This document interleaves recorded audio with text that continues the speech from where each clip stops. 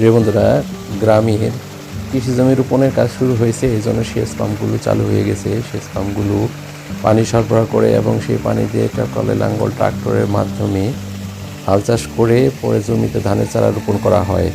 সেই ধানের চারা পর্যায়ক্রমে আদর যত্নের মাধ্যমে সেখানে ধান উৎপাদিত হয়। সেই ধানের মাধ্যমে আমাদের খাদ্য চাহিদা পূরণ হয়।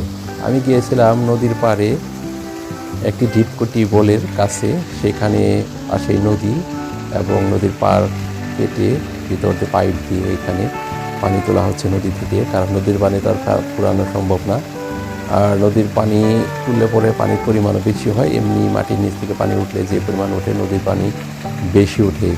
আর সেই পানির দৃশ্যটা খুবই মনোমুগ্ধকর, গ্রামীণ চিত্র এখানে খুব সুন্দর করে ফুটে উঠেছে।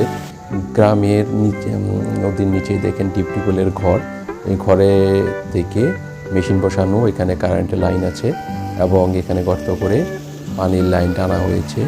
সেই পানি সামনে গিয়ে পড়তেছে এবং সেই পানি দিয়েই কৃষি জমির কাজ বা চাষাবাদ সম্পন্ন হয়।